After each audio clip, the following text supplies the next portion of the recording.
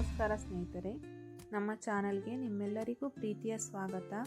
ಮನೆಗೊಂದು ಮಗು ಬಂದರೆ ಆ ಖುಷಿನೇ ಬೇರೆ ಅಲ್ವಾ. ಆದರೆ ಅದರ ಜೊತೆಗೆ ಹೊಸದಾಗಿ ತಂದೆ ತಾಯಿ ಆದವರಿಗೆ ಒಂದು ಸಣ್ಣ ಆತಂಕ, ಗೊಂದಲ ಕೂಡ ಶುರುವಾಗುತ್ತೆ. ಮಗುವಿನ ಯಾವ ಆಹಾರ ಕೊಡಬೇಕು, ಮಗು ಯಾವಾಗ ಕೂತ್ಕೊಳ್ಳುತ್ತೆ, ಯಾವಾಗ ನಡೆಯುತ್ತೆ, ಹೀಗೆ ನೂರಾರು ಪ್ರಶ್ನೆಗಳು ಕಾಡುತ್ತಿರುತ್ತವೆ. ಇವತ್ತಿನ ವಿಡಿಯೋದಲ್ಲಿ ನಾವು 1 ವರ್ಷದ ಒಳಗಿನ ಮಗುವಿಗೆ ಆರೈಕೆ, ಆಹಾರ ಮತ್ತು ಬೆಳವಣಿಗೆಯ ಸಂಪೂರ್ಣ ಮಾಹಿತಿಯನ್ನು ತುಂಬ ಸುಲಭವಾಗಿ ತಿಳಿದುಕೊಳ್ಳೋಣ. ವಿಡಿಯೋನ ಎಲ್ಲೂ ಸ್ಕಿಪ್ ಮಾಡದೆ ಕೊನೆಯವರೆಗೂ ನೋಡಿ. ನೀವಿನ್ನೂ ನಮ್ಮ ಚಾನಲ್ಗೆ ಸಬ್ಸ್ಕ್ರೈಬ್ ಆಗಿಲ್ಲ ಅಂದರೆ ಈಗಲೇ ಸಬ್ಸ್ಕ್ರೈಬ್ ಮಾಡ್ಕೊಳ್ಳಿ. ಮೊದಲನೆಯದಾಗಿ ಮತ್ತು ಅತ್ಯಂತ ಪ್ರಮುಖ ವಿಷಯ ಅಂದರೆ ಮಗುವಿನ ಆಹಾರ.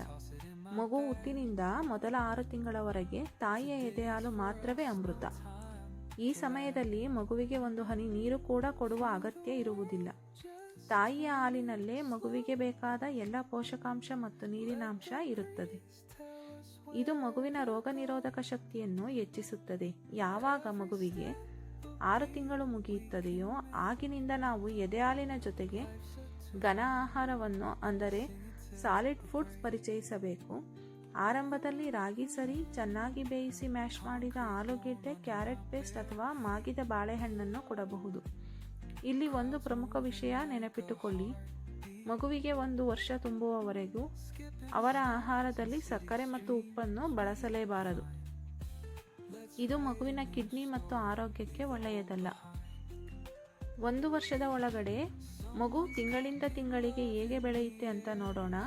3 ತಿಂಗಳು ಆಗುವಷ್ಟರಲ್ಲಿ ಮಗು ನಿಧಾನವಾಗಿ ತಲೆ ಎತ್ತಲು ಕಲಿಯುತ್ತದೆ. ನಾವು ಮಾತನಾಡಿಸಿದ್ರೆ ನೋಡಿ ನಗಲು ಶುರು ಮಾಡುತ್ತದೆ. 6 ತಿಂಗಳು ಆಗುವಷ್ಟರಲ್ಲಿ ಮಗು ತಾನಾಗಿಯೇ ಮೊಗ್ಗಲು ಬದಲಾಯಿಸಲು ಶುರು ಮಾಡುತ್ತದೆ. ಕೈಗೆ ಸಿಕ್ಕ ಆಟಿಕೆಗಳನ್ನು ಗಟ್ಟಿಯಾಗಿ ಹಿಡಿದುಕೊಳ್ಳುತ್ತದೆ.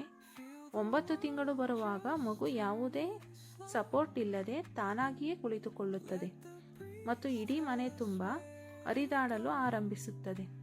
12 ತಿಂಗಳು ಅಂದರೆ 1 ವರ್ಷ ತುಂಬುವಾಗ ಮಗು ಅಥವಾ ಕುರ್ಚಿಯನ್ನು ಹಿಡಿದುಕೊಂಡು ಎದ್ದು ನಿಲ್ಲಲು ಕಲಿಯುತ್ತದೆ.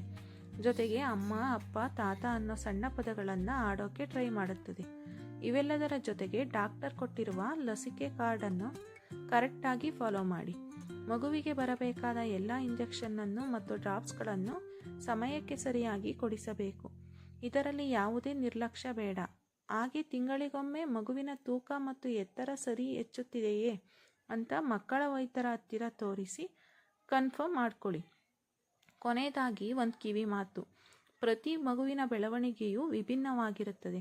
ನಿಮ್ಮ ಮಗು ಪಕ್ಕದ ಮನೆ ಮಗುವಿನ ಥರನೇ ಬೇಗ ಕೂತಿಲ್ಲ ಅಥವಾ ಹರಿದಾಡ್ತಿಲ್ಲ ಅಂತ ದಯವಿಟ್ಟು ಬೇಸರ ಮಾಡ್ಕೊಳ್ಬೇಡಿ, ಹೋಲಿಕೆ ಮಾಡಬೇಡಿ. ಮಗುವಿಗೆ ನಿಮ್ಮ ಪ್ರೀತಿ ಮತ್ತು ತಾಳ್ಮೆಯ ಆರೈಕೆ ತುಂಬ ಮುಖ್ಯ.